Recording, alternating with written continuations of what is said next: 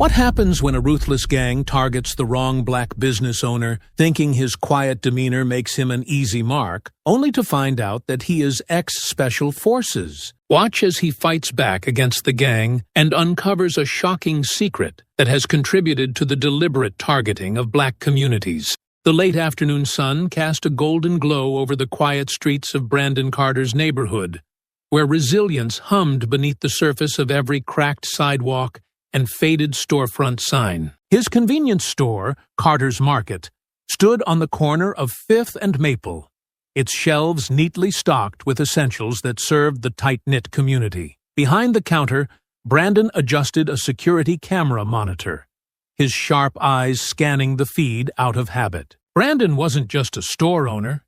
His military career was behind him now, but the instincts he'd honed as a Special Forces operative never faded. Every inch of the store reflected his precision, the placement of goods, the reinforced locks, the alarm system wired into every vulnerable corner. This was more than a store to him.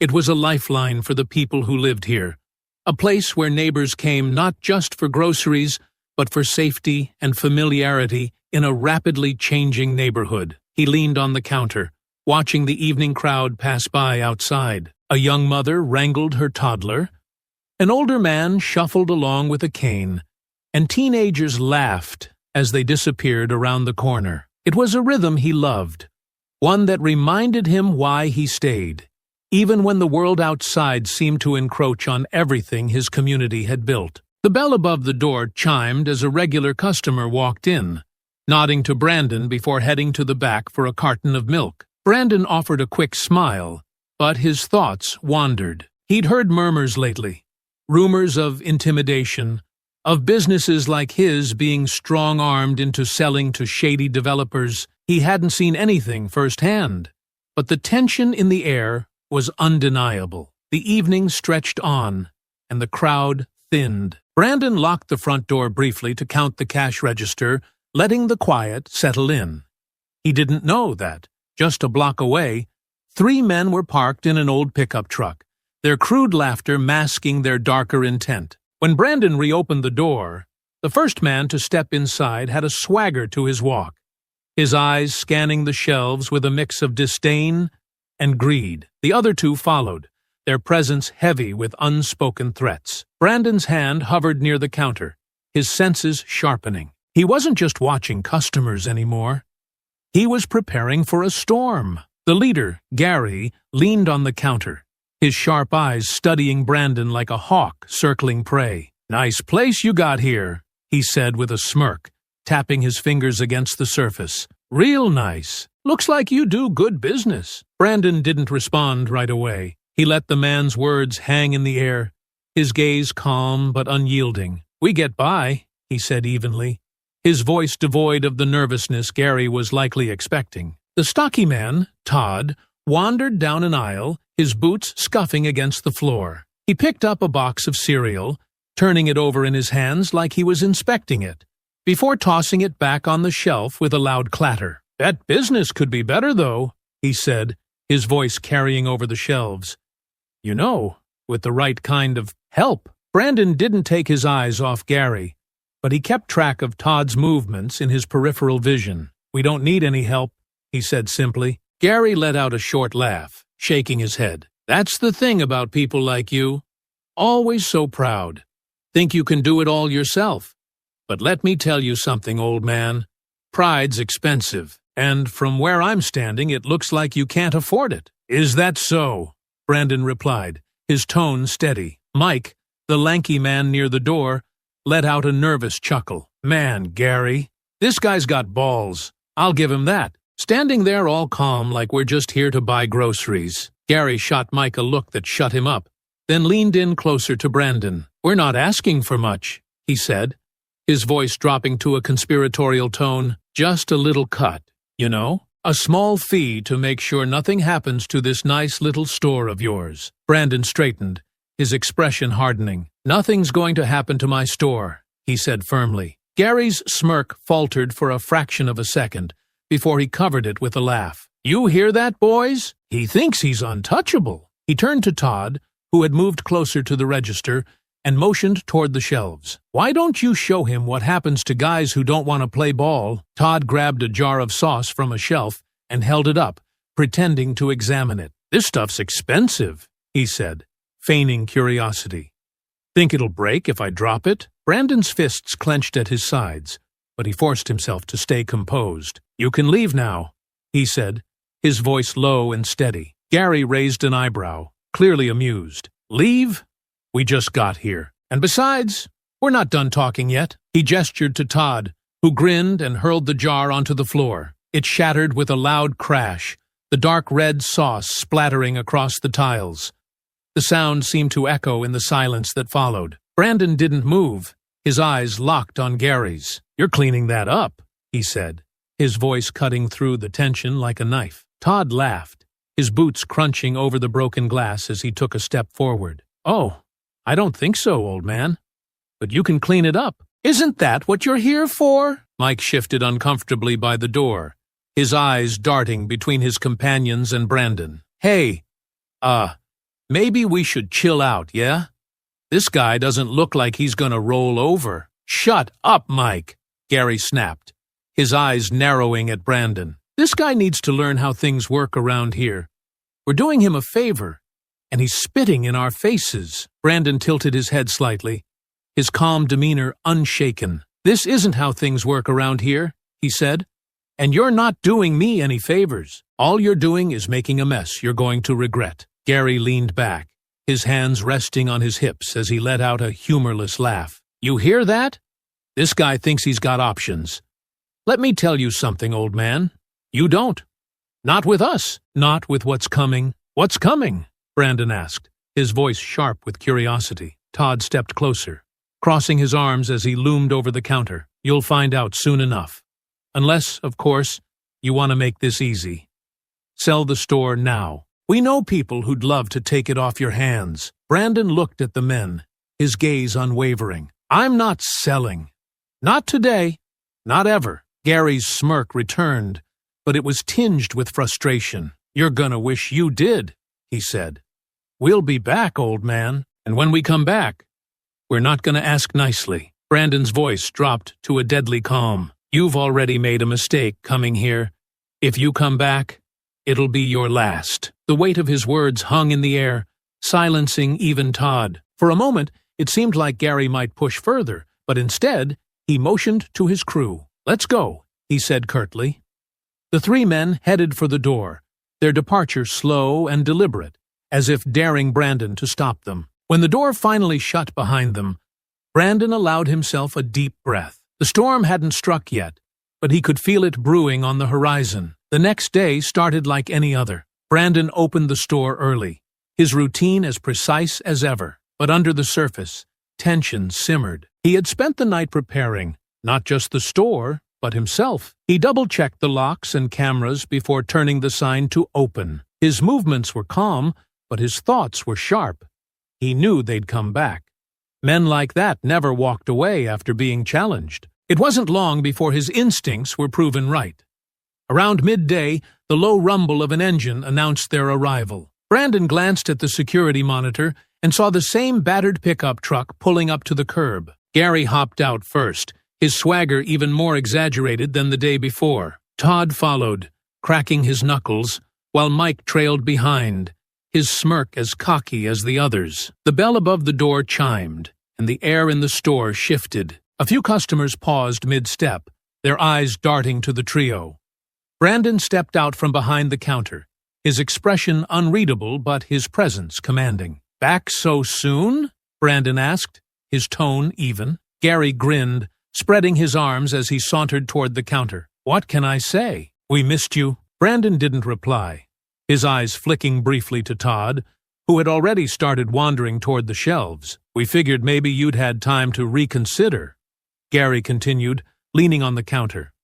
"You know, about our little arrangement." Brandon folded his arms, his stance solid. "Not interested." Todd let out a sharp laugh, tossing a can of soup into the air and catching it. "That's cute.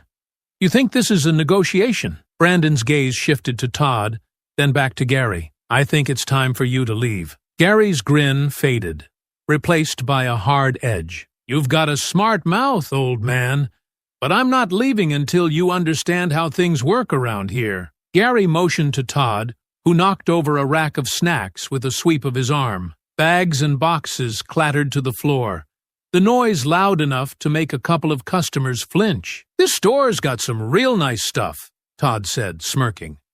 "Be a shame if anything happened to it." Brandon stepped forward, his voice calm but firm. "Pick it up." Todd raised an eyebrow, his smirk widening. "Or what?" "Or you'll find out," Brandon said, his tone razor-sharp. Gary's laughter broke the tension. "Oh, I like this guy. Got some fire in him. Too bad it's gonna get him burned." He gestured toward the door. "Customers, get out. Private business meeting happening here." A few of the remaining shoppers hesitated, glancing nervously at Brandon. He gave them a curt nod, silently telling them it was okay to leave. One by one, they shuffled out, casting worried glances over their shoulders. The bell jingled as the last customer exited, leaving the store heavy with silence. Gary leaned closer, his voice dropping to a menacing whisper. "Now that we've got the place to ourselves, let me make this real simple. You're gonna pay up, or things are gonna get real messy." Todd cracked his knuckles, grinning. "Real messy." Brandon didn't flinch. "You're not getting a cent out of me, and if you're smart, you'll walk out that door before this gets worse for you." Mike snorted, leaning against a shelf. "Worse for us? That's rich. You're outnumbered, old man." Gary slammed his hand on the counter, making the cash register rattle. "You think you're tough, huh? You think you're untouchable? You're nothing. Just another punk with a store we're gonna own by the end of the week." Brandon's gaze was ice-cold. "Try it. See how far you get." The quiet threat in his voice made Todd's grin falter for a moment, but Gary stepped in, his bravado unshaken. He turned to Todd and Mike. "Break something. Let him know we're serious." Todd didn't hesitate this time.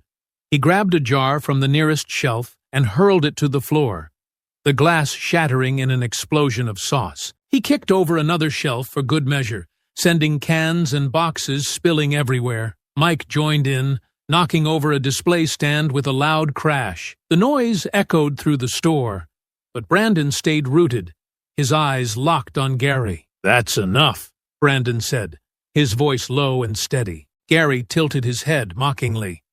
"Or what? You're gonna stop us? Face it, old man, you don't scare us." Brandon took a single step forward, the movement deliberate. "You should be." The weight of his words hung in the air, the tension crackling like electricity. Todd and Mike froze mid-destruction, their eyes flicking toward Gary for direction. Gary smirked, though it didn't quite reach his eyes. "You've got a big mouth. Let's see if you've got the fight to back it up." The silence in the store was deafening, broken only by the faint sound of glass crunching under Todd's boot. Brandon didn't move from his position, standing firm near the counter. His calm demeanor seemed to irk Gary more than any insult could have. "Let's make this simple," Gary said, his voice low and menacing. "You give us what we want, or we start taking it ourselves." Brandon raised an eyebrow, his voice cutting through the tension like a blade. "You've already taken enough. Now clean it up and leave before I make you." Gary let out a sharp laugh, turning to Todd and Mike. "You hear that? He thinks he's gonna make us leave. Like he's got some kind of power here." Todd snorted, picking up another jar and tossing it lazily between his hands. "Maybe we ought to teach him who's really in charge. These types always need a little extra convincing." Brandon's expression hardened. He kept his gaze on Todd but addressed Gary. "What's that supposed to mean?" Gary smirked, leaning casually against the counter. "Oh, come on. Don't play dumb. You know exactly what I mean. Look at this place. Barely hanging on, just like the rest of them. You people are all the same, thinking you can play shopkeeper in neighborhoods like this." The words were a slap, but Brandon didn't flinch. He'd heard worse before. "What people?" he asked, his tone even. Gary's grin widened, his eyes gleaming with malice. "You know what I'm talking about. Black-owned, minority-owned, whatever. You think you're building something real, but all you're doing is squatting on property someone else could actually use." "Someone like us," Todd laughed, tossing the jar onto a nearby shelf. "Yeah, we're doing you a favor. "You're not cut out for this kind of work. Let the real owners take over." Brandon's fists tightened at his sides, but his voice stayed calm. "You mean criminals like you? You think you're the real owners?" Gary leaned in closer, his voice dropping to a venomous whisper. "Call it what you want, but when we're done, there won't be a single one of these stores left standing. You can either take what we're offering, or you can lose everything." "You don't scare me," Brandon said coldly. Gary's patience snapped. "You don't get it, do you?"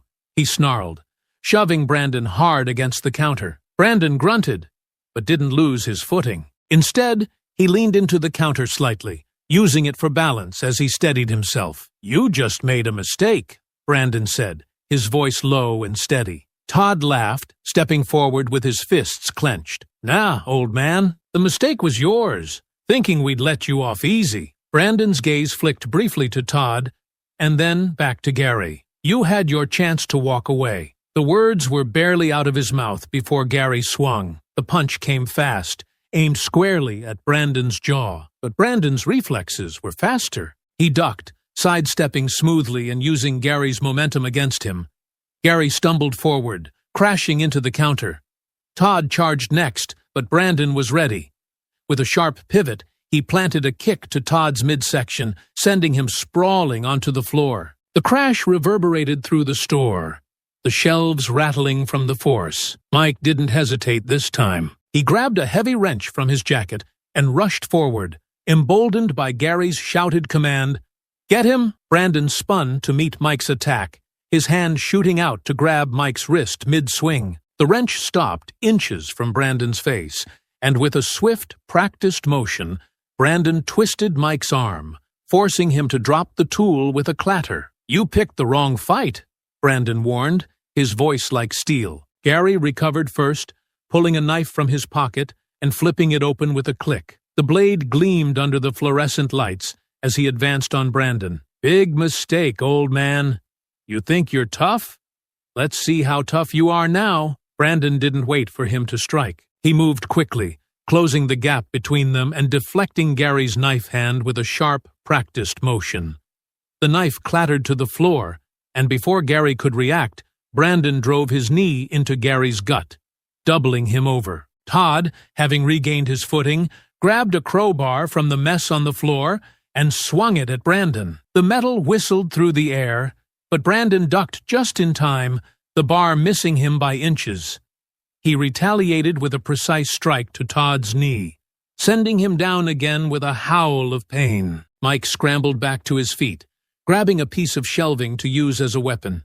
He swung wildly, but Brandon sidestepped and shoved him backward, sending him crashing into a stack of boxes. Gary, still clutching his stomach, managed to stumble upright. He glared at Brandon, his eyes burning with rage. "You think this is over?" he snarled. "You're gonna regret this, old man." Brandon didn't respond.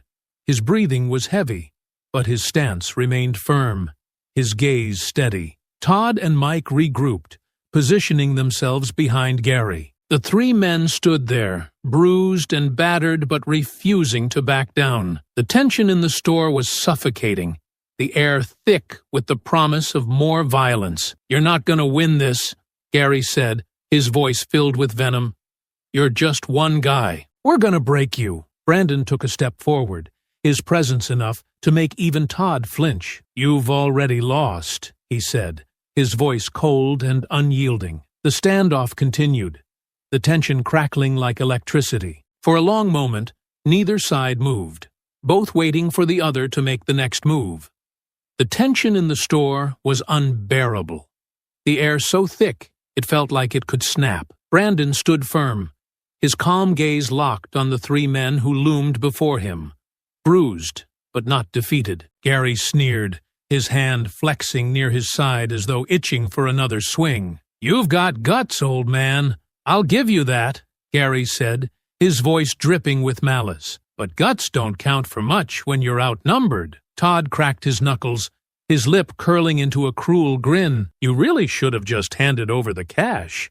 Would have saved you a lot of pain." Brandon didn't flinch. "You don't belong here," he said evenly, his voice cutting through the silence. "This is my store, my community. You'll leave one way or another." Gary's smirk twisted into a snarl, and without warning, he lunged forward. This time, Brandon couldn't sidestep quickly enough. Gary's shoulder caught him in the chest, slamming him back against the counter with a grunt. The impact knocked the wind out of him, but Brandon didn't falter. He grabbed the edge of the counter to steady himself and retaliated with a sharp elbow to Gary's side. Gary grunted, staggering back, but Todd was already moving. Todd came at him from the side, swinging a crowbar he'd snatched from the floor. Brandon ducked, the metal whistling just inches above his head. But before he could recover, Todd kicked out, catching Brandon in the ribs. Pain exploded in his side, and he stumbled, his back hitting a shelf. Mike, emboldened by the sight of Brandon faltering, charged in with a piece of broken shelving.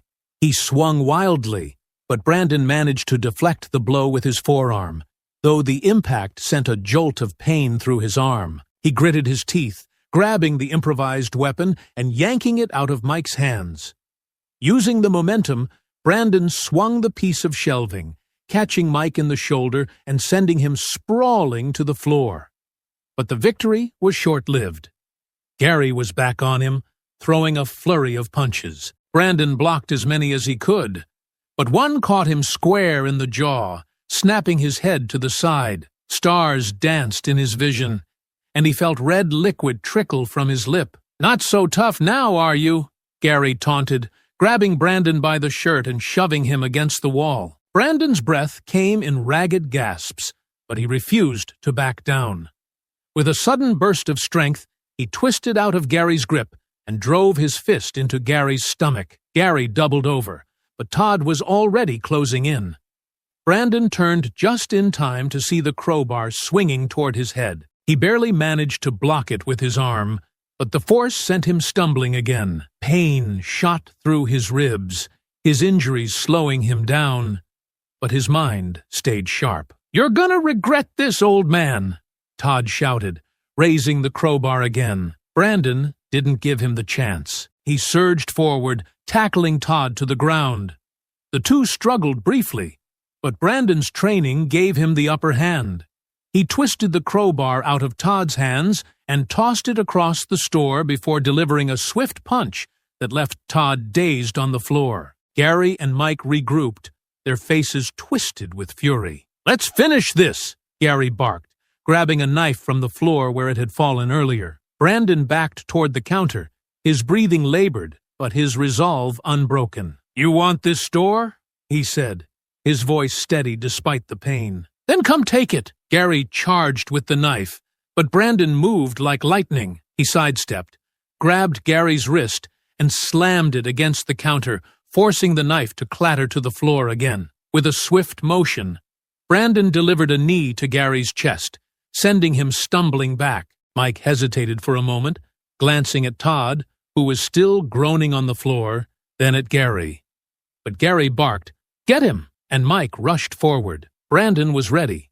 He stepped into Mike's charge, using the man's momentum to throw him off balance. With one final shove, he sent Mike crashing into a pile of fallen shelves, the metal groaning under his weight. Gary, seeing his crew incapacitated, stumbled back toward the door. His confidence was gone, replaced by a look of pure rage. "You think this is over?" he spat, his voice trembling with fury. "We're not done with you, not by a long shot." Brandon didn't answer. He stood his ground, his stance unwavering despite the pain coursing through his body. Gary grabbed Todd by the arm, dragging him toward the exit. Mike managed to stagger to his feet, following close behind. The three men backed out of the store, their threats echoing in the silence. Brandon stayed where he was, watching them retreat through the shattered front door. His chest heaved with labored breaths, his body screaming in protest, but he refused to show weakness. As the pickup truck roared to life and sped away, Brandon allowed himself a moment to lean against the counter. The store was a wreck, and his body felt like it had been through a war, but he was still standing. And for now, that was enough. The ringing in Brandon's ears had barely begun to fade when the sound of sirens filled the air outside. Red and blue lights flickered through the shattered windows of the store, casting sharp reflections on the debris-strewn floor. Brandon straightened slowly, wincing as pain lanced through his side. His ribs felt tender, likely bruised, and his lip was split, blood still dripping onto his chin. The bell above the door jingled faintly as the first officer stepped inside, his hand resting on the holster of his gun. The man's eyes scanned the chaos: overturned shelves, shattered jars, the scattered remains of Brandon's stock. Another officer followed, this one carrying a clipboard. She looked around, her gaze settling on Brandon, who was leaning heavily against the counter. "Sir, are you injured?" she asked, her voice cautious but professional. Brandon nodded once, wiping the blood from his lip with the back of his hand. "I'm fine," he said, though his hoarse voice betrayed the strain he was under. "Fine?" the first officer said, his eyes narrowing as he stepped closer. "This place looks like a war zone. What happened here?" Brandon straightened, ignoring the sharp protest from his ribs. "I was attacked," he said simply. "3 men tried to rob the store. They didn't like the answer I gave them." The female officer glanced at the damage again, her brow furrowing. "Attacked? And you fought them off?" Brandon met her gaze, his expression calm but firm. "They didn't leave me much of a choice." The first officer, clearly skeptical, looked Brandon up and down. 3 men? And you're saying you took them all on by yourself?" Brandon didn't rise to the bait. "That's exactly what I'm saying." The female officer stepped forward, her tone more measured. "Do you know these men? Have you seen them before?" Brandon hesitated. He thought about the things Gary had said, the racist taunts, the threats to his community. "No," he said finally, "but I know their type. They're not here for the money. They're here to intimidate." The first officer frowned. "What's that supposed to mean?" Brandon leaned heavily on the counter, his expression hardening. "They're targeting people like me, black business owners, minorities in this neighborhood. They're trying to scare us into selling our properties so they can profit off the destruction." The officers exchanged a glance, and the woman scribbled something on her clipboard. "That's a serious accusation," she said. "Do you have any evidence to support it?" Brandon gestured to the store. "Does this look random to you? They didn't just try to rob me. They wanted to send a message, and it's not the first time I've heard about something like this happening around here." The male officer crossed his arms, his expression skeptical. "And you didn't think to call us before taking matters into your own hands?" Brandon's jaw tightened, but he kept his voice steady. "I hit the silent alarm as soon as they started making threats. Didn't have time to wait for help." The female officer glanced at the security cameras mounted in the corners of the store. "Do those work?" "They do," Brandon said. "Footage is backed up automatically. You'll have everything you need to identify them." The male officer walked toward one of the toppled shelves, crouching to pick up a shattered jar. "This kind of damage isn't going to look good for you," he muttered. "You sure you didn't escalate things?" Brandon's voice was sharp. "I defended myself. They came in here looking for trouble, and they found it." The female officer shot her partner a look, before turning back to Brandon. "We'll need to review the footage and take your statement. Can you describe the men?" Brandon nodded. 3 of them. The leader's about 6 feet, white, mid-40s, with a scar on his cheek. Second guy's stocky, bald, probably in his 30s. Third's younger, tall, lanky, had a nervous look about him. They were driving a beat-up pickup truck. Blue, I think. The female officer wrote everything down, nodding as she went. "All right, we'll put out a bulletin and see what we can find. In the meantime, do you need medical attention? You look like you took a pretty bad hit." Brandon shook his head. "I'll be fine." The male officer sighed, standing up and brushing his hands on his uniform. "You're lucky you didn't end up worse off. Next time, maybe leave it to us." Brandon's eyes narrowed slightly, but he didn't respond. He didn't need to explain himself to someone who couldn't understand what it meant to defend something more than property. The officers moved toward the door, the female one pausing to look back. "We'll be in touch after we review the footage. If you think of anything else, call us." Brandon nodded, watching as they stepped outside and began talking near their squad car. The store was quiet again, the only sound the faint hum of the lights and the distant wail of another siren in the city. He looked around at the wreckage, his ribs throbbing with every breath. For a moment, Exhaustion threatened to overwhelm him, but he pushed it aside. There was too much at stake to rest now. Brandon knew this wasn't over. The men would come back, or worse, they'd target someone else. He couldn't let that happen. The store was a mess, but Brandon had no time to worry about the damage. After the police left, he locked the front door and sat behind the counter, his mind racing. Every word Gary had said replayed in his head. The sneering insults, the veiled threats, the racist justification for their actions. It wasn't random. They were targeting him, and likely others in the neighborhood, for a reason. Brandon gingerly touched his ribs, wincing as he moved. The injuries would slow him down, but not enough to stop him. He leaned back in the chair, staring at the grainy feed from the security cameras. The image of Gary and his crew walking into the store played on a loop. Every second of their arrogance and aggression seared into his memory. He rewound the footage to the moment they arrived. The truck. It was a beat-up blue pickup, the kind that didn't exactly blend into the neighborhood. He zoomed in, catching part of the license plate. It wasn't much, but it was enough to start with. Brandon grabbed his phone and pulled up a contact. An old army buddy named Marcus, who now worked in cybersecurity. Marcus answered on the third ring, his voice sharp and professional. "Brandon, been a while. What's going on?" "I need a favor," Brandon said, his tone clipped. "Some guys hit my store. They're part of something bigger, targeting businesses like mine. I've got a partial plate number. Can you run it?" There was a pause on the other end. "You're not planning to handle this yourself, are you?" Marcus asked. Brandon didn't answer directly. "I just need to know who they are." Marcus sighed, but Brandon could hear him typing in the background. "All right. Give me the numbers." Brandon rattled off what he could see from the footage. A few moments later, Marcus exhaled sharply. "Got it. The truck's registered to a guy named Todd Andrews. He's got a record. Breaking and entering, aggravated assault, minor drug charges. Address is in the next neighborhood over." Brandon grabbed a notebook and jotted the information down. "Appreciate it. You sure you don't want to loop in the cops?" Marcus pressed. "They're already involved," Brandon replied, which wasn't exactly a lie. "But I'm not waiting for them to do their job," Marcus grunted. "Be careful, man.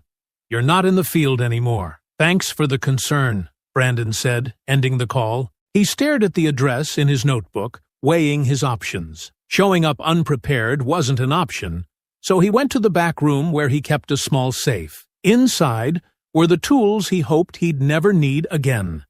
A tactical flashlight, a collapsible baton, and a sturdy pair of gloves. He strapped them on methodically, his movements slow but steady, despite the ache in his ribs. By the time he stepped out of the store, the sun was dipping low in the sky, casting long shadows across the street. He moved with purpose, locking the door behind him and slipping into his car. The neighborhood whizzed by as he drove, the familiar streets a blur as his mind stayed focused on the task ahead. The address Marcus had provided led him to a run-down warehouse on the outskirts of the next neighborhood. The lot was surrounded by a chain-link fence, the gate hanging loosely on its hinges.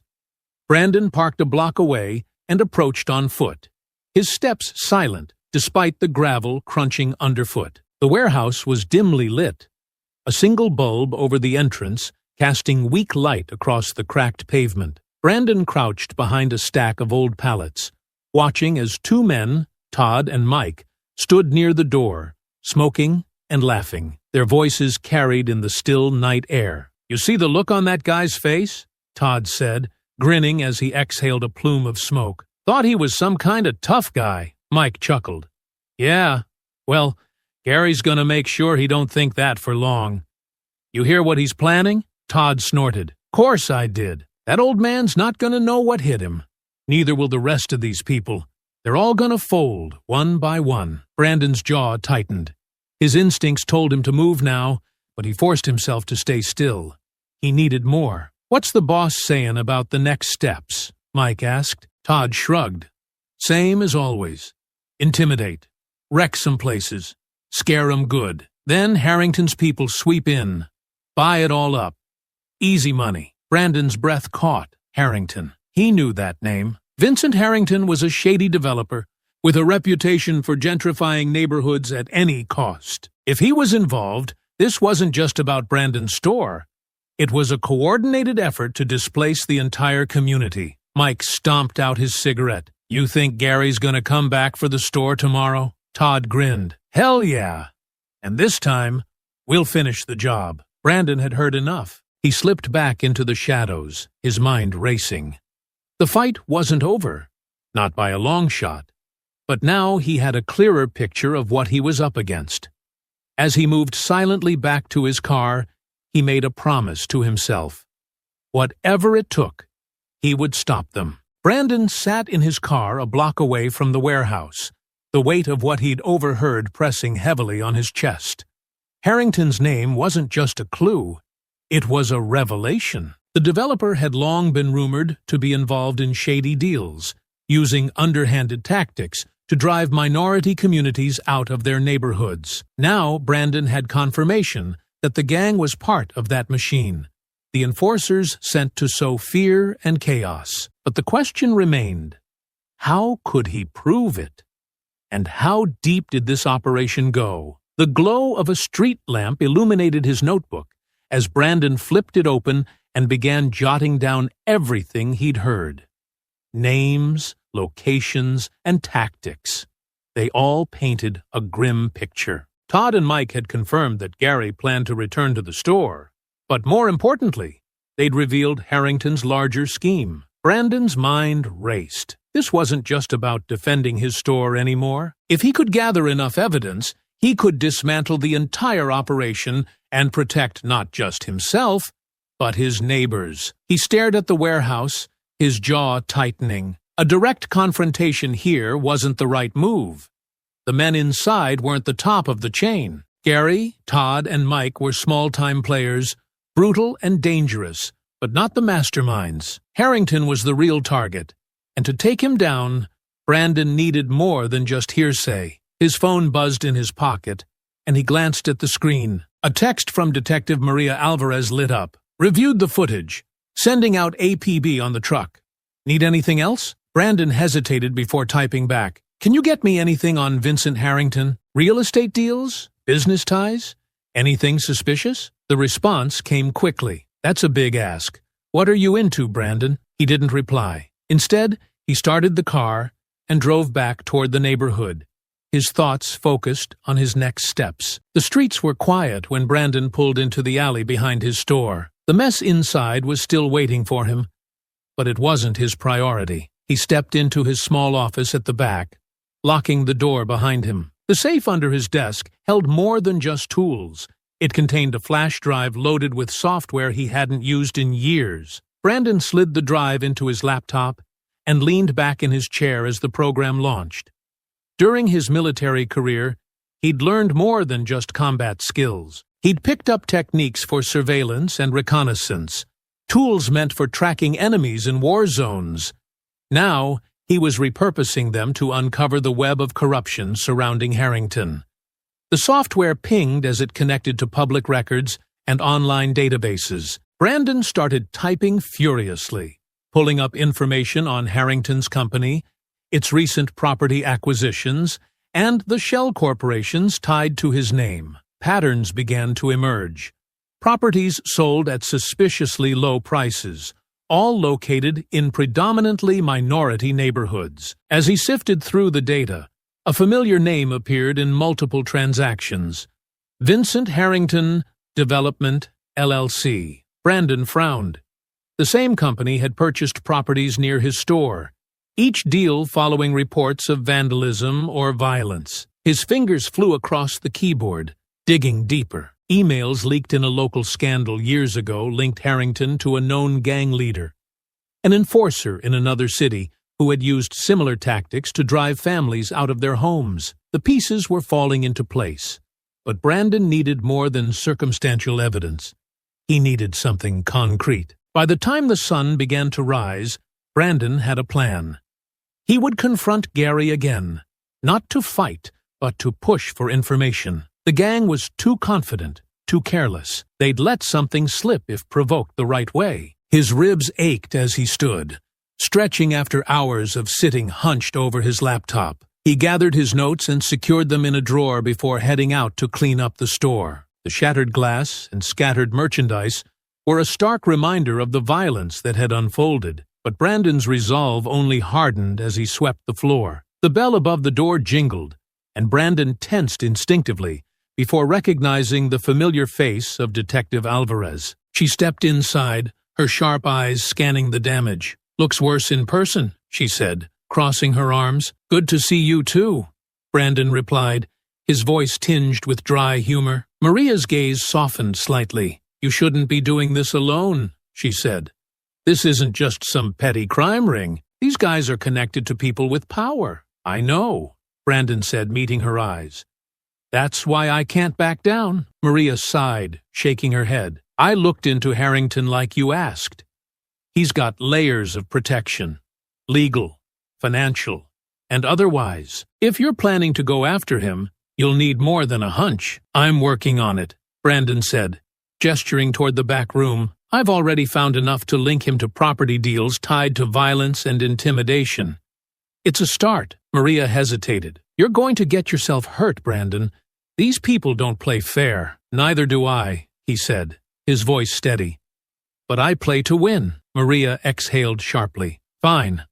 I'll keep digging. But if you cross a line, don't expect me to cover for you." "I wouldn't ask you to," Brandon replied. Maria left shortly after, leaving Brandon alone again in the quiet store.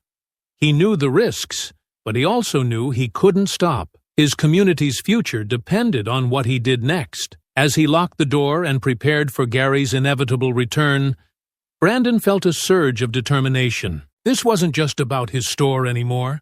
It was a fight for something far bigger. By the time the sun began its climb to midday, Brandon's plan was in motion. He had spent the early hours cleaning up the store just enough to make it appear open for business, while his real focus was on preparing for what was coming. Gary and his crew would return.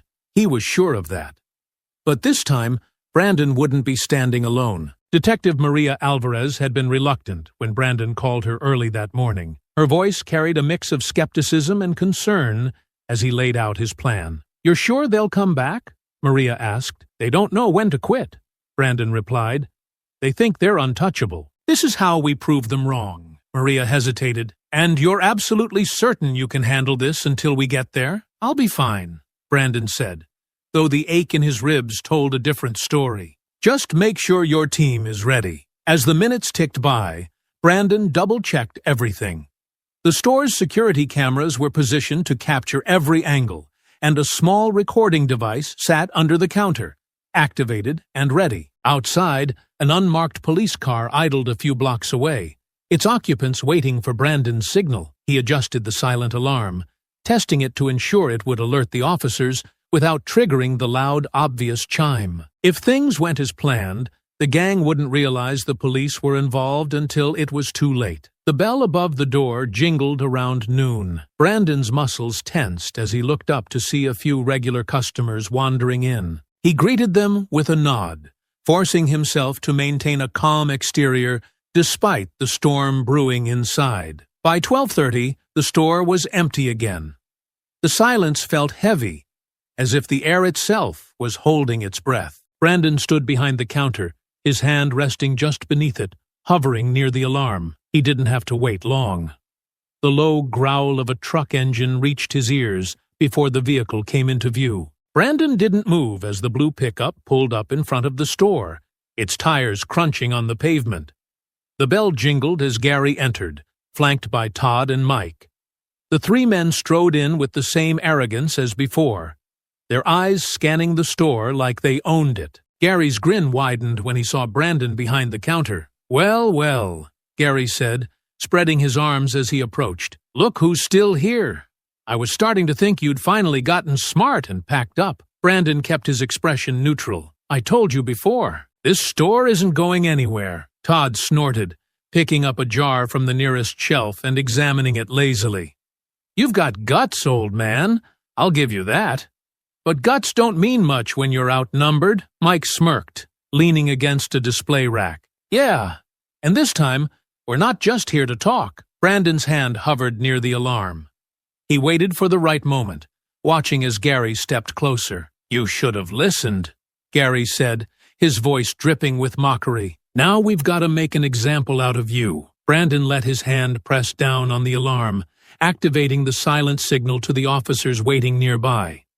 He straightened, his calm demeanor unwavering. "Go ahead," he said. "Let's see how far you get." Gary's smirk faltered for a fraction of a second before he covered it with a sneer. "You've got a real mouth on you. You know that?" Todd stepped forward, raising the jar as if to throw it, but a sharp sound from outside stopped him. The distant whine of sirens was growing louder, closing in fast. Gary turned toward the door, his expression shifting to confusion. "What the hell?" Brandon folded his arms. "You didn't think I'd let you keep running this game, did you?" The sirens grew deafening as 2 police cars screeched to a stop in front of the store. Officers poured out, their weapons drawn as they shouted commands. "Hands up!" one officer barked, his voice cutting through the chaos. "Get down on the ground, now!" Gary's face twisted with rage as he turned back to Brandon. "You set us up?" Brandon met his glare, his voice calm and steady. "I gave you a chance to walk away. You didn't take it." Todd dropped the jar with a crash, raising his hands as 2 officers entered the store. Mike hesitated, looking to Gary for guidance, but the sight of a 3rd officer closing in made him follow suit. Gary stayed still, his fists clenched at his sides as he glared at Brandon. "This isn't over," he growled. "Yes, it is," Brandon said. The officers moved in, handcuffing the 3 men as they read them their rights. Gary continued to shout threats, but Todd and Mike stayed silent, their confidence shattered. As the police led the gang outside, Detective Alvarez stepped into the store. She glanced around at the mess, then at Brandon, her expression unreadable. "Nice work," she said finally. "We'll see what they give us once they start talking." Brandon nodded, but his gaze lingered on the door where Gary had been dragged out. This was just the beginning. Harrington was still out there, and Brandon knew the fight was far from over. The store felt strangely quiet after the chaos. Brandon sat in the back office, the hum of his laptop the only sound breaking the silence. His ribs ached, his face stung from the bruises, but his mind was sharp, focused on the task at hand. The arrest of Gary and his crew was a victory, but Brandon knew it was only the first step. Harrington was the real prize, and now the pieces were starting to come together. Detective Maria Alvarez had stayed behind after the arrests, poring over Brandon's security footage and the audio recordings from the confrontation. Now she stood in the doorway, her arms crossed and her face etched with concern. "We've got enough to hold them," Maria said. "Gary's already ranting about how he's just doing a job.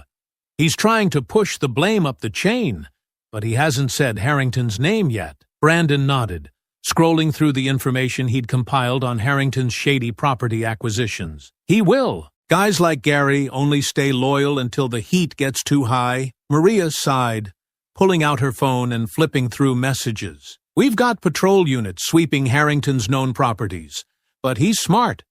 Everything's tied up in shell corporations and third-party fronts. We'll need something concrete to connect him to this operation." Brandon leaned back, his fingers steepled in thought. Gary and his crew have to be the weak link. They're small-time enforcers, not masterminds. If we apply enough pressure, one of them will crack. Maria raised an eyebrow. "You sound awfully confident for someone who just walked out of a fight with 3 guys. Brandon allowed himself a faint smile. "I've been in worse situations. Besides, this isn't about me. It's about the community. Harrington's been bleeding this neighborhood dry for years, and these thugs are just his tools. If we don't stop him, he'll keep doing it." Maria studied him for a moment, then nodded. "All right. I'll push the DA for expedited charges on Gary and his crew. If they see the threat of real prison time, they might start talking." In the meantime, she trailed off, looking pointedly at Brandon's bruised face. "I'll rest when this is over," he said firmly, cutting off her unspoken suggestion. Maria shook her head, but a faint smile tugged at her lips. "Stubborn as ever. Fine. But be careful. Harrington's the type to play dirty when he feels cornered." As Maria left, Brandon turned his attention back to his screen. The flash drive he'd plugged in earlier contained weeks of research, public records, leaked emails, and connections he'd pieced together about Harrington's empire. Patterns began to emerge, linking Harrington's developments to a series of violent incidents across the city. Brandon's fingers flew across the keyboard, compiling the data into a cohesive timeline. Each bullet point added another layer to the story. Properties bought at rock-bottom prices after vandalism, arson, or threats. Businesses pressured to sell by anonymous buyers who disappeared once the deals were finalized. Harrington was the puppet master, and Gary's gang was just one of many strings he pulled. One email in particular caught Brandon's eye. It was an exchange between Harrington and a known fixer, a man whose name had surfaced in multiple property deals tied to questionable tactics. The language was vague, but it was clear Harrington was orchestrating more than just real estate transactions. Brandon's phone buzzed, pulling him from his thoughts. It was Maria. "Got something," she said. "Gary's lawyer just called to cut a deal.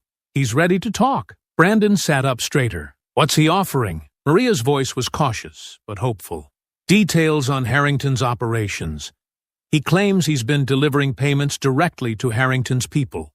Cash drops, documents, everything. If it checks out, we'll have a direct link." Brandon exhaled slowly, a flicker of satisfaction crossing his face. "That's what we need." "There's more," Maria continued. "Gary mentioned something about a property Harrington's been pushing hard to acquire, an old community center a few blocks from your store. He said there's a meeting happening tonight between Harrington's fixer and another crew, planning the next move." Brandon's mind raced. The community center was a cornerstone of the neighborhood, a place where families gathered and kids stayed off the streets. If Harrington was targeting it, the stakes were higher than ever. "Where's the meeting?"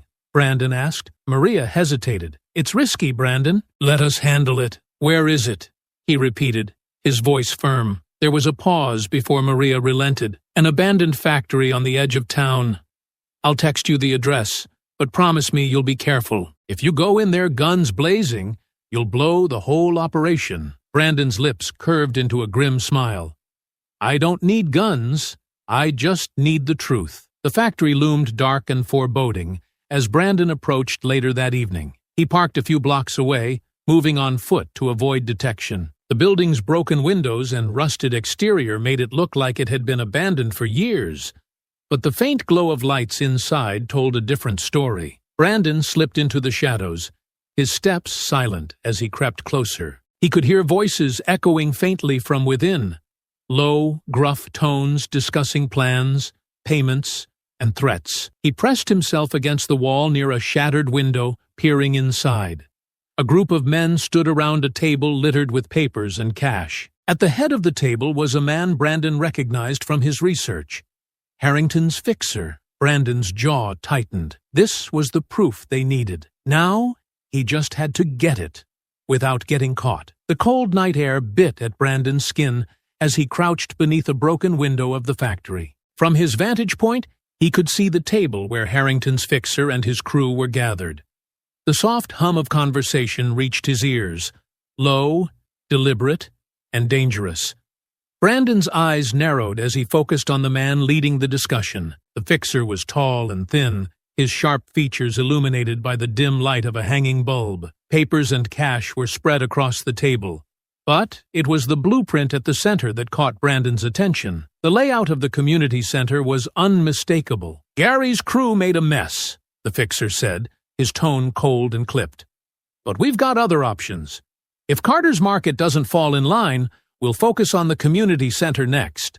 A few well-placed accidents should do the trick." Brandon's fists clenched, his ribs protesting the tension. He reached for his phone, silently activating the recording app. The conversation inside was his proof. A burly man standing near the fixer chuckled, cracking his knuckles. "That place is a sitting duck. Half the people who go there can't even afford a lawyer. They'll fold fast once we start breaking things." The fixer smirked. "Exactly. Harrington wants this done quickly. So we'll move in tomorrow night. No loose ends." Brandon felt a surge of anger. The fixer spoke about destroying lives with the casual indifference of someone ordering lunch. The sound of boots scuffing against the concrete floor jolted him back to the moment. One of the men was pacing toward the window where Brandon hid. He pressed himself against the wall, holding his breath as the man's shadow passed inches from his position. Inside, the conversation continued. "Harrington's been clear. No more mistakes," the fixer said, his voice sharper now. "I don't care what you have to do. This neighborhood is a gold mine, and we're not letting a few stubborn holdouts get in the way." Brandon slipped quietly to the side of the building, moving toward another entrance. He needed more than just audio. He needed to see the documents on that table. The back door was unlocked, its rusted hinges creaking softly as Brandon eased it open. He slipped inside, the factory's shadows swallowing him. Keeping low, he moved toward the table, using the scattered machinery and crates for cover. The men were focused on their discussion, oblivious to Brandon's presence.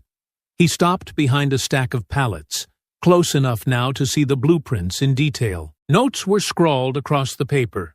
Times, access points, and plans to stage a fire at the community center. Brandon pulled his phone from his pocket, snapping a photo of the documents. The shutter sound was nearly inaudible, but it was enough to draw attention. "What was that?" one of the men said.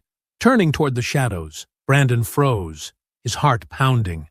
The fixer raised a hand, silencing the others. "Check it out," he ordered, his cold eyes scanning the room. Two of the men began moving toward Brandon's position, flashlights cutting through the darkness. Brandon slipped further into the shadows, his movements deliberate and silent. He needed to stay calm, to draw them away from the evidence without revealing himself. The first man rounded the corner of the pallets, his flashlight beam sweeping over the floor. Brandon waited until the man turned slightly, then moved swiftly. He grabbed the man's arm, twisting it sharply, and delivered a controlled strike to his side. The man crumpled without a sound. The second man spun around, his flashlight catching the faint movement. "Hey!" he started, but Brandon was already on him.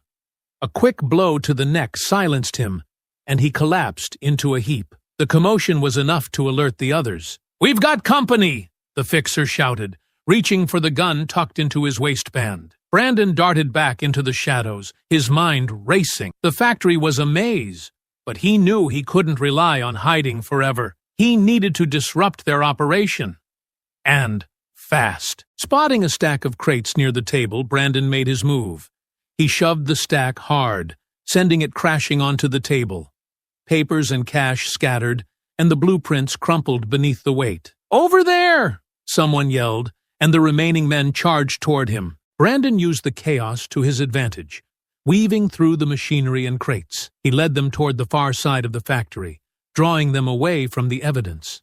The fixer, however, didn't follow. He crouched near the ruined table, frantically gathering what he could. Brandon cursed under his breath. He couldn't let the man escape with those plans. Just as the fixer stood, clutching the blueprints, the sound of sirens pierced the air. Red and blue lights flashed through the factory windows, and the fixer's expression twisted into panic. "Cops!" one of the men shouted. The group scattered, but the police were already closing in. Officers burst through the front and back entrances, their weapons drawn. "Hands in the air!" one officer barked. Brandon stepped out from the shadows, raising his hands to show he wasn't a threat. The fixer tried to make a break for it, but two officers tackled him to the ground, the blueprints falling from his grasp. Maria entered a moment later, her sharp gaze sweeping over the scene. She locked eyes with Brandon and nodded. "Good work." Brandon exhaled, his shoulders relaxing slightly. The fight wasn't over, but they'd taken a critical step. Harrington's operation was starting to crumble, and Brandon wasn't about to let up. The next day, the cold fluorescent lights in the interrogation room cast a harsh glow over Gary's face. He sat slouched in the chair, his wrists cuffed to the table, his lips split, and a bruise darkening his cheek. Across from him, Detective Maria Alvarez placed a file on the table with deliberate precision, her expression unreadable. Behind the one-way mirror, Brandon stood watching, his ribs aching but his resolve unshaken. "He's stubborn," Maria said, glancing back at Brandon through the glass. "But he's not untouchable. You want in on this?" Brandon nodded, stepping into the room. Gary's eyes narrowed as Brandon entered, his posture stiffening. "Well, well," Gary sneered. "If it isn't the tough guy. You come here to gloat?" Brandon sat across from him, his gaze steady. "I came to hear your excuses." Gary leaned back, forcing a cocky grin despite the tension in his shoulders. "I don't owe you anything." Maria folded her arms, standing beside the table. "No, but you owe us. You're facing a long list of charges, Gary. Assault, conspiracy, extortion. Your crew's already talking. Waller, too. It's only a matter of time before Harrington cuts you loose to save himself." Gary's grin faltered, but he quickly masked it with bravado. "You think I'm scared of you? Of him? Harrington doesn't need to cut me loose. He's untouchable. Always has been. Always will be." Brandon leaned forward, his voice calm but cutting. "Untouchable, huh? Tell that to Waller. He's already giving us everything we need to take Harrington down. You think you're safe? You're a pawn in his game, Gary. Expendable." Gary's smirk faded entirely, replaced by a glare. "Waller's full of it.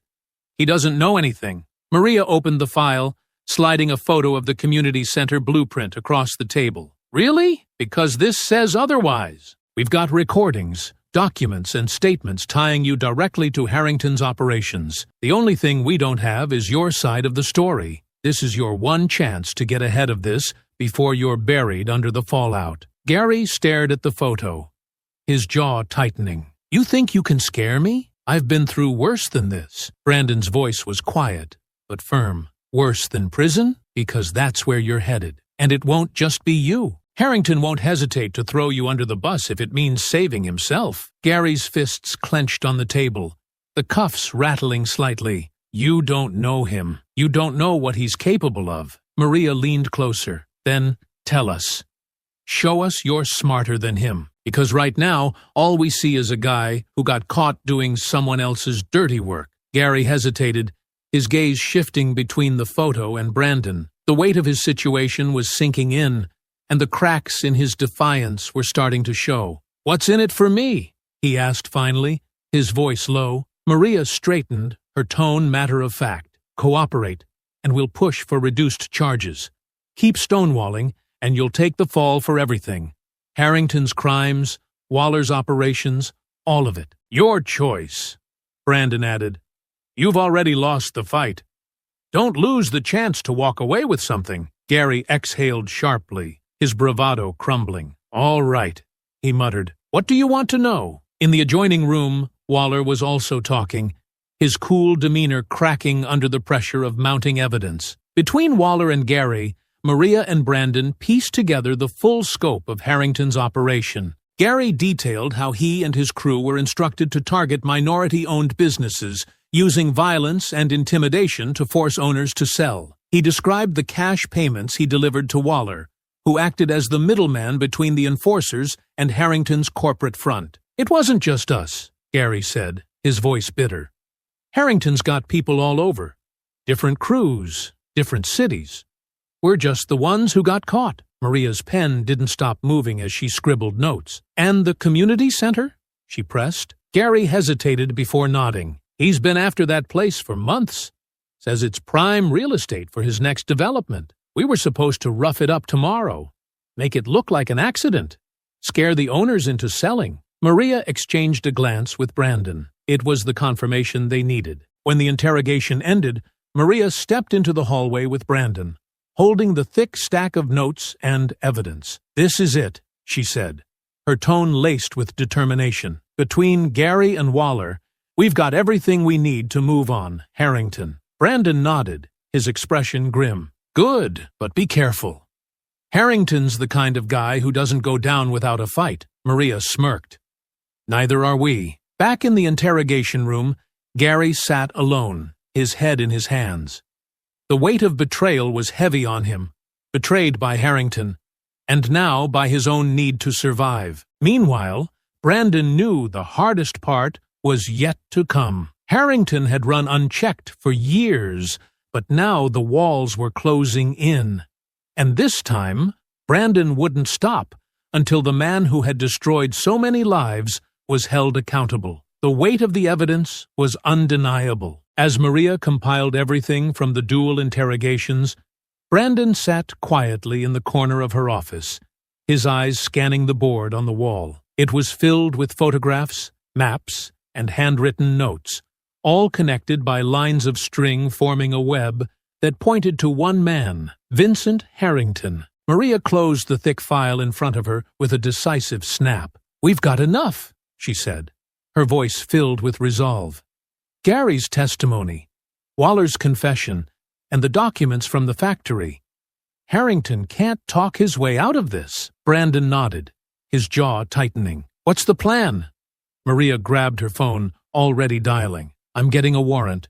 If we move now, we can catch him before he tries to disappear." Hours later, the operation was in motion. Maria's team had secured the warrant, and a convoy of unmarked police vehicles rolled through the city toward Harrington's sprawling office complex. It was a sleek, modern building that towered over the surrounding neighborhood, a stark contrast to the crumbling homes and businesses his schemes had targeted. Brandon rode with Maria in the lead car, his fists clenched on his lap. The tension in the air was palpable, the weight of everything they'd fought for resting on this moment. "You sure you want to be here for this?" Maria asked, glancing at him. Brandon's gaze didn't waver. "I'm not letting him walk out of there without knowing the damage he's done." Maria nodded, understanding the determination in his tone. The convoy screeched to a halt in front of the building, officers pouring out with practiced efficiency. Brandon stayed close to Maria as they entered the lobby, their footsteps echoing in the cavernous space. A receptionist froze behind the desk,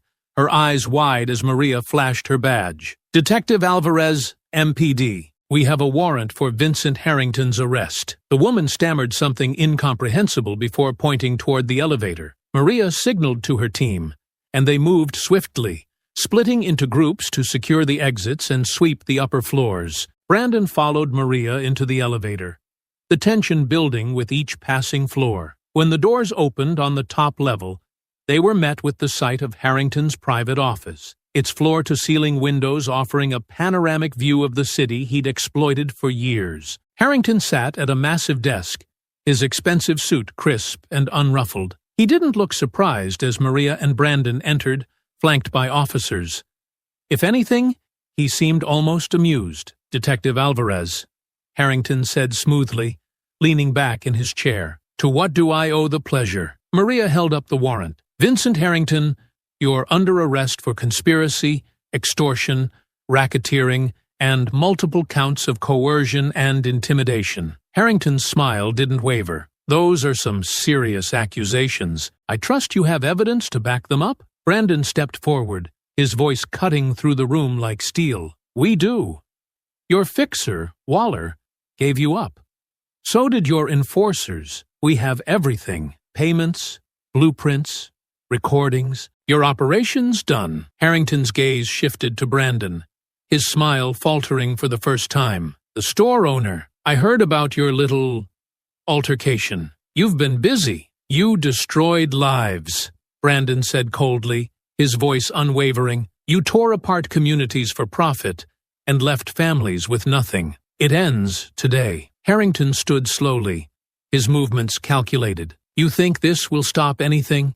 he said, his tone laced with arrogance. "I have lawyers who will tear your so-called evidence apart. And even if you get a conviction, there are more like me waiting to take my place." Maria stepped closer, her voice sharp. "We'll take them down too, starting with you." Harrington's confidence cracked as two officers stepped forward to cuff him. He glared at Brandon, his composure slipping. "This isn't over," he growled. Brandon met his glare unflinching. "For you, it is." As the officers led Harrington away, Brandon stood by the windows, looking out over the city. The fight had taken its toll, but for the first time in weeks, he felt a sense of relief. Maria joined him, her expression softening. "You did it," she said. Brandon shook his head. "We did it. But the real work starts now. Rebuilding what he tore down." Maria nodded, her voice filled with quiet determination. "And we will." That night, Brandon returned to his store. The shelves were still half empty, and the scars of the recent fight lingered in the broken tiles and splintered wood, but the lights were on, and the door was open. As he stood behind the counter, a few regular customers wandered in, offering him small smiles and words of encouragement. Brandon felt a flicker of hope. The community was still standing, and together they would rebuild. But first, he needed to deal with something more important. The days leading up to the trial were a whirlwind of preparation and tension. Brandon spent much of his time balancing the store's slow recovery with meetings at the police station and the prosecutor's office. Each session chipped away at the mystery of Harrington's empire, piecing together a picture of greed and calculated cruelty. Maria was relentless in her pursuit of justice, keeping Brandon updated every step of the way. They sat together in the back room of the store one evening, the table covered in files and photographs. Brandon leaned over a diagram of the community center, his jaw tightening as Maria pointed to handwritten notes detailing how Harrington had planned to destroy it. This was his playbook, Maria said, her voice low. He didn't just want to take properties. He wanted to erase what they stood for. That community center, your store, the others, they're not just businesses to him. They're obstacles. Brandon looked up from the papers, his eyes sharp. Obstacles to what? Maria sighed, crossing her arms. To money, power, and control. Harrington doesn't see people.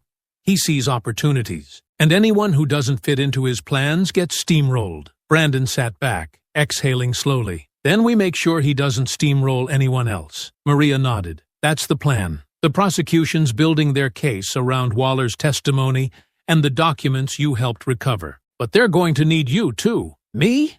Brandon asked, raising an eyebrow. Maria gestured to the photos of the wrecked store, the blueprints from the factory, and the stack of depositions. You're not just a victim in this.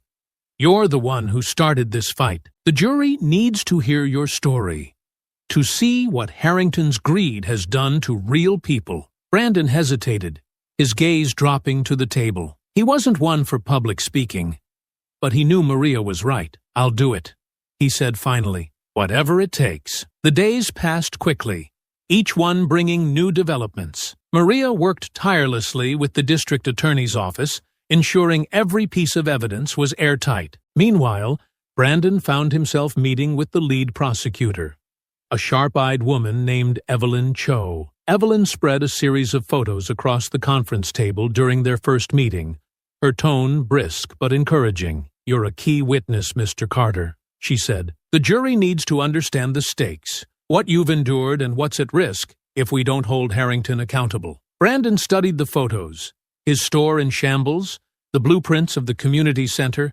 and the surveillance footage showing Gary and his crew storming in. I'll tell them, he said firmly. All of it. Evelyn nodded, her expression softening slightly. Good. Just speak from the heart. The defense is going to try to paint you as an overreacting business owner with a vendetta.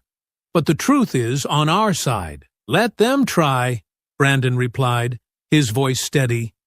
They'll hear the truth from me. As the trial date approached, the tension in the neighborhood grew palpable. Word of Harrington's arrest and the upcoming proceedings had spread quickly, and the community buzzed with quiet anticipation. People stopped by the store more frequently, offering words of encouragement and support. You're doing this for all of us, Mrs. Jenkins said one afternoon, clutching her grocery bag tightly. Don't let him win, Brandon. I won't, Brandon assured her, though the weight of their expectations pressed heavily on his shoulders. At night, he found himself reflecting on how far they'd come. The fight with Gary and his crew, the relentless digging into Harrington's operations, and the arrests that followed.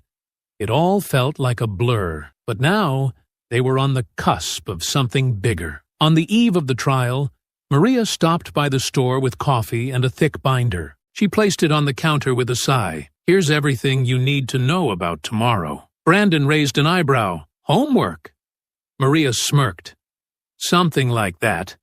Look, you've done the hard part. Tomorrow, you just need to tell the truth. The jury will see Harrington for who he really is. Brandon nodded, flipping through the binder. It contained his statement, key pieces of evidence, and notes on the prosecution's strategy. He closed it with a snap and leaned against the counter, staring out at the darkened street. "What if it's not enough?" he asked quietly. Maria placed a hand on his shoulder. "It will be.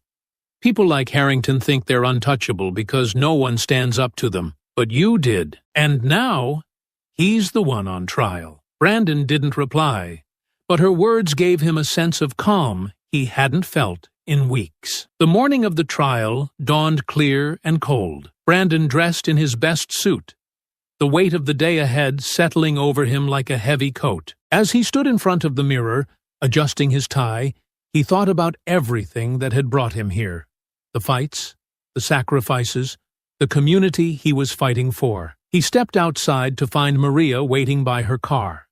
She gave him a nod, her expression serious but reassuring. "Let's go," she said. Brandon climbed into the passenger seat, the courthouse looming in the distance. The fight wasn't over, but he was ready. The courtroom was silent as Brandon took the stand, the weight of the moment settling heavily on his shoulders. The judge nodded toward him, and the clerk administered the oath. Brandon's voice was steady as he swore to tell the truth, but his hands gripped the edge of the witness stand tightly. He wasn't here just for himself. He was here for everyone who had suffered at the hands of Harrington's greed. Evelyn Cho approached, her expression calm but focused. She held a stack of papers in one hand and a single photo in the other. "Mr. Carter," she began, her tone warm but firm, "can you tell the court why you decided to take a stand against Mr. Harrington's operation?" Brandon cleared his throat, his voice steady but tinged with quiet anger. "Because what they were doing wasn't just criminal. It was personal. They weren't just targeting businesses. They were targeting people like me, black business owners, families, communities that have worked hard to survive. Harrington's crew didn't care who they hurt, as long as they got what they wanted." Evelyn nodded, placing the photo on the evidence display. It was an image of Brandon's store after the attack. Shelves toppled, merchandise scattered, the front window shattered. The jury leaned forward, their expressions somber. "Walk us through the events of the attack," Evelyn said. "What happened that day?" Brandon took a deep breath. 3 men came into my store, Gary, Todd, and Mike. At first, they acted like customers, but it didn't take long for their real intentions to show. They started making demands: money, control of the store. When I refused, they got aggressive. They knocked over shelves, broke merchandise, and threatened me. "And did they say anything specific to you during this confrontation?" Evelyn pressed. Brandon's jaw tightened, his voice dropping slightly. "They didn't just threaten my business. They made it clear they were targeting me because of who I am. They called me one of those people, said I didn't belong in the neighborhood, and that people like me don't know how to run a real business. It wasn't just about money. It was about sending a message." The words hung heavy in the courtroom, the tension palpable. Evelyn paused, giving the jury a moment to absorb what Brandon had said, before continuing. "And how did you respond?" she asked. "I told them they were wasting their time," Brandon said, his voice firm. "I wasn't going to back down." That's when things got physical. Gary shoved me into the counter, and the others started throwing punches. They didn't care about the damage they were doing, to me or the store. Evelyn gestured toward another photograph. This one of Brandon after the attack, his face bruised and bloodied. "And this is what they left you with?" Brandon nodded. "That's right, but I fought back. I had to. If I hadn't, I don't know what they would have done." Evelyn stepped closer to the jury box, her voice firm. "Mr. Carter, were you aware at the time that these men were working on behalf of Vincent Harrington?" "I suspected it," Brandon said. "They mentioned Harrington's name during the attack, saying he was the one who really owned the block. They were trying to intimidate me into giving up, just like they'd done to other businesses in the area." "And when you realized the scope of their operation?" Evelyn asked. Brandon's voice grew colder. "I knew I couldn't just sit back and let it happen. This wasn't just about my store. It was about stopping them from destroying an entire community." Evelyn nodded, stepping back slightly. "Thank you, Mr. Carter." No further questions. The defense attorney, a tall man with a polished demeanor, stood slowly. He adjusted his suit jacket before approaching the stand. "Mr. Carter," he began smoothly, "you've painted quite the picture here today. But let's talk about your actions during this incident. You said you fought back. Isn't it true that you escalated the violence? Brandon's gaze hardened. I defended myself. There's a difference. The attorney smirked. Defended yourself? Against 3 men? That's quite the feat. Some might say you were looking for a fight. Brandon's voice remained calm, though his fists clenched on the stand. I wasn't looking for a fight, but I wasn't going to let them walk all over me either. The attorney tilted his head, his tone dripping with condescension. And yet, you didn't call the police until after the damage was done. Why not? Because I didn't have time. Brandon shot back. They didn't give me a chance. And even if I had, I've seen what happens when people like me call for help. It doesn't always come. The courtroom fell silent at Brandon's words. The defense attorney hesitated, his confidence faltering for the first time. No further questions, he said quickly, returning to his seat. Brandon stepped down from the stand, his head held high. The tension in the courtroom was thick, but he felt a quiet strength in knowing he'd spoken his truth. As he returned to his seat beside Evelyn, she leaned over and whispered, "You did great." Brandon nodded, his gaze fixed on the jury. The fight wasn't over, but he had done his part. The courtroom's atmosphere was electric as Brandon left the stand. His testimony had left an indelible mark, his raw honesty cutting through the defense's attempts to paint him as combative or unreasonable. The jury's expressions ranged from somber to outright angry, their focus unshaken as Evelyn Cho called her next witness to the stand. "Your Honor, the prosecution calls Eric Waller," Evelyn announced. A murmur rippled through the courtroom as Waller entered, his face pale but composed. The fixer looked every bit the reluctant witness, his shoulders tense as he settled into the chair and swore his oath. Evelyn wasted no time. She approached with a folder in hand, flipping it open to reveal a series of incriminating documents. "Mr. Waller, you worked as a liaison between Vincent Harrington and various crews hired to intimidate property owners. Is that correct?" Waller's gaze flicked toward the defense table before he nodded. "Yes." "And during this time, were you aware of the methods these crews used to force property owners to sell?" Evelyn pressed. Waller hesitated, then sighed. "Yes." "Can you describe these methods for the court?" Waller swallowed hard, his voice quiet but steady. "They used threats, vandalism, and, in some cases, physical violence. The goal was to scare the owners into selling their properties below market value so Harrington could acquire them cheaply." Evelyn placed another document on the evidence display. It was a ledger, neatly organized with payments to various individuals. "And were you responsible for distributing payments to these crews?" Waller nodded again, his face tightening. "Yes. Harrington gave me the cash, and I delivered it." "Did Harrington ever express any concerns about the methods being used?" Evelyn asked, her tone sharp. Waller shook his head. "No. He knew exactly what was going on. He was the one giving the orders." The courtroom murmured again, the tension thickening.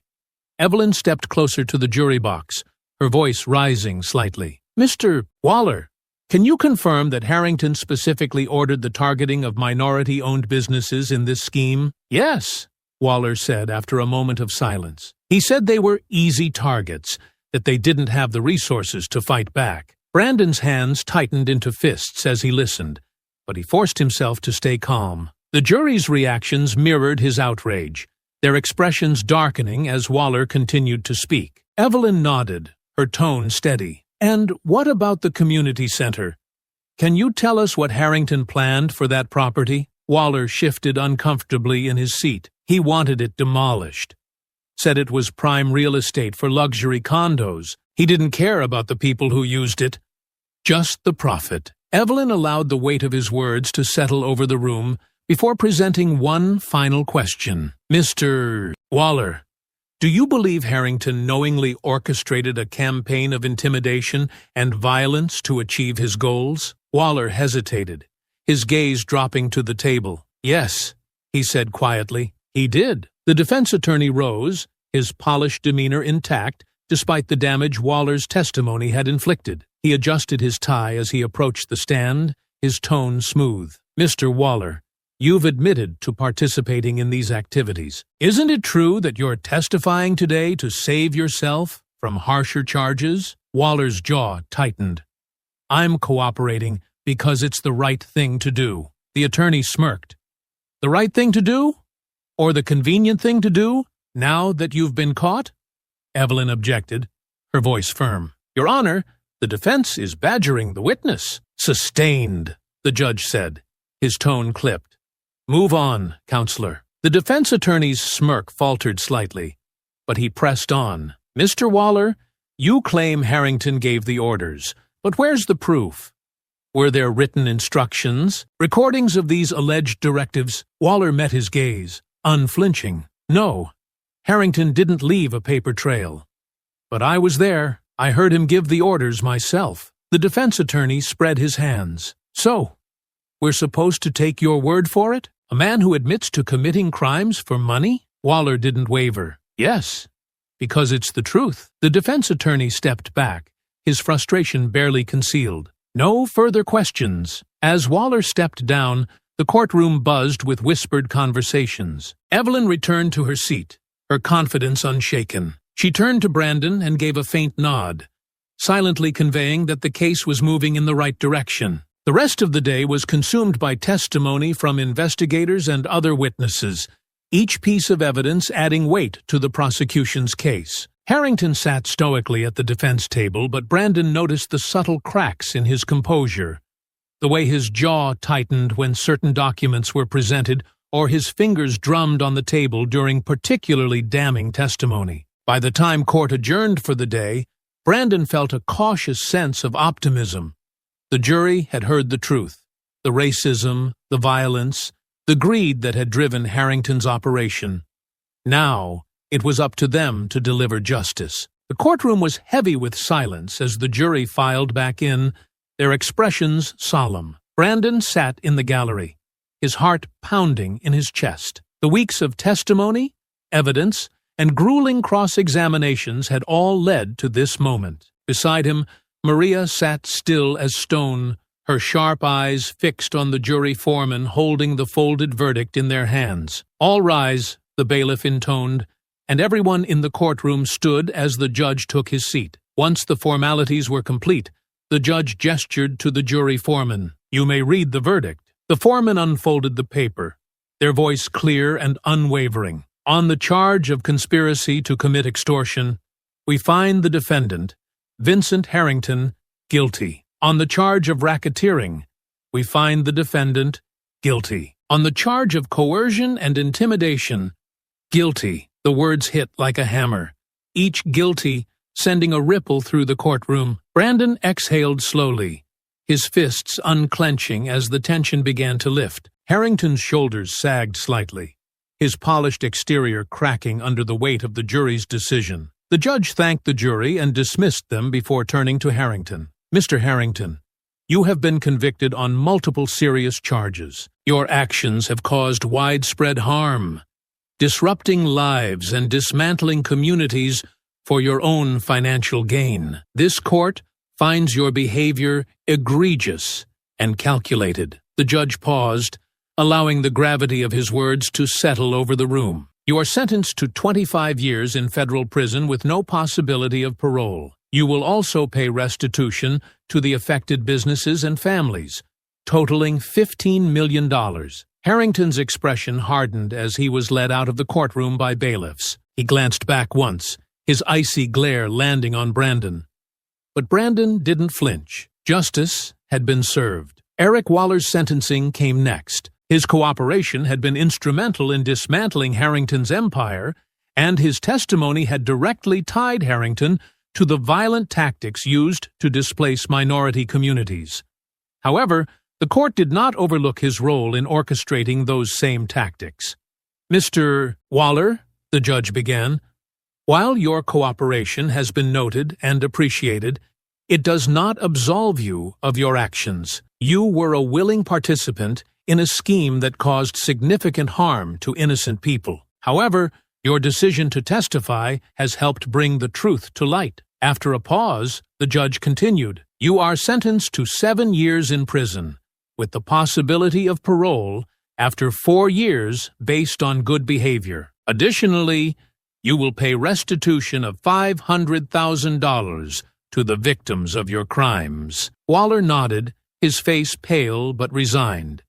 He had traded his freedom for a shot at redemption, and the weight of his choices was clear on his face as he was escorted from the courtroom. Gary and his crew were next, their violent actions and blatant disregard for the law making their sentences inevitable. Each stood as the judge addressed them: Mr. Gary Campbell, Mr. Todd Andrews, and Mr. Michael Reed. Your actions were not only criminal, but cowardly. You targeted vulnerable business owners and communities, believing you could intimidate them into submission. You physically assaulted a man who stood against you and acted without regard for the lives you disrupted. The judge turned his gaze to Gary first. "Mr. Campbell, as the leader of this crew, you bear the greatest responsibility. You are sentenced to 15 years in prison with no possibility of parole." Gary's bravado had long since faded, and he stared at the floor as the sentence was handed down. The judge shifted to Todd. "Mr. Andrews, your willingness to participate in these violent acts cannot be overlooked. You are sentenced to 10 years in prison, with the possibility of parole after 8 years. Finally, the judge addressed Mike. "Mr. Reed, while your role was lesser, you were still complicit in these crimes. You are sentenced to 7 years in prison, with the possibility of parole after 5 years." All 3 men were led out of the courtroom in silence, their fates sealed. As the courtroom emptied, Brandon stayed behind, letting the weight of the moment settle over him. The fight had been long and brutal, but justice had prevailed. Maria joined him, her expression softer than usual. "You did it," she said.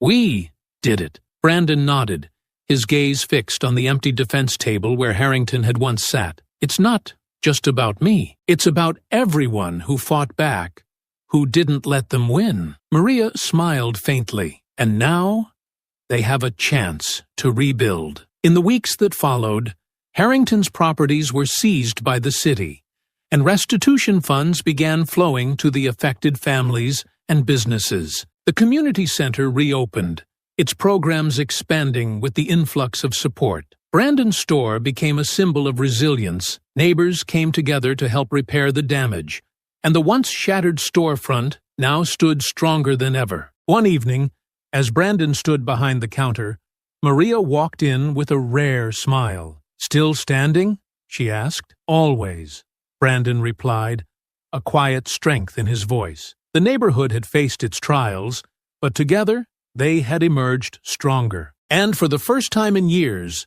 Brandon felt a sense of peace. I hope you enjoyed that story.